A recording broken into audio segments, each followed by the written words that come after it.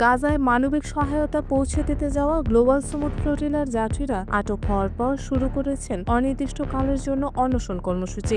আন্তর্জাতিক জলসীমায় ইসরায়েলি বাহিনী হামলা চালিয়ে জাহাজগুলো জব্দ করার পর এই সিদ্ধান্ত নেন তারা। আন্তর্জাতিক গাজার অবরোধ ভাঙার কমিটি এক বিবৃতিতে জানায়, আটক কর্মীরা কারাগারে নেওয়ার পরপরই খোলামেলা অনশন শুরু করেছেন। শুক্রবার এ তথ্য নিশ্চিত করেছে টিআরটি ওয়ার্ল্ড। মানবাধিকার কর্মীদের এই কর্মসূচি আন্তর্জাতিক অঙ্গনে ব্যাপক আলোচনার জন্ম দিয়েছে।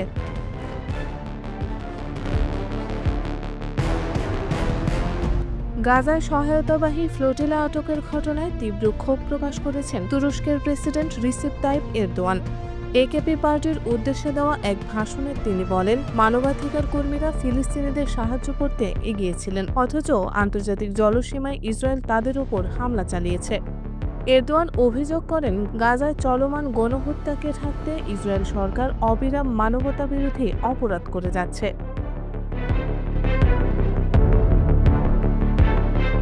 তুরস্কের গণমাধ্যম জানিয়েছে, গ্লোবাল সমুদ্র ফ্লোটিলা থেকে অন্তত ২৪ জন তুর্কি নাগরিককে আটক করেছে ইসরায়েলি বাহিনী।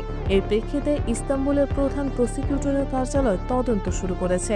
তারা জানিয়েছে, আন্তর্জাতিক আইন লঙ্ঘন করে তুর্কি নাগরিকদের গ্রেপ্তারের ঘটনায় যথাযথ পদক্ষেপ নেওয়া হবে।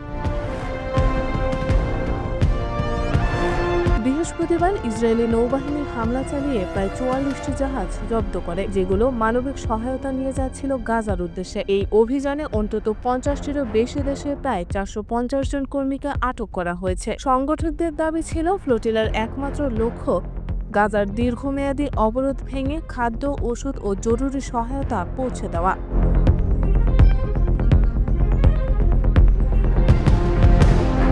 ২০২৩ সালের অক্টোবর থেকে শুরু হওয়া ইসরায়েলি হামলায় এখন পর্যন্ত নিহতের সংখ্যা দাঁড়িয়েছে ৬৬,২০০-এর বেশি। গাজার স্বাস্থ্য মন্ত্রণালয়ের হিসেবে নিহতদের বেশিরভাগই নারী ও শিশু। আন্তর্জাতিক ও মানবাধিকার সংগঠনগুলো বারবার সতর্ক করে আসছে, অবরোধ, দুর্ভিক্ষ ও রোগ ব্যাধির কারণে গাজা ক্রমেই বসবাসের অযোগ্য হয়ে পড়ছে। বর্তমানে লক্ষাধিক মানুষ মানবিক সহায়তার জন্য মরিয়া।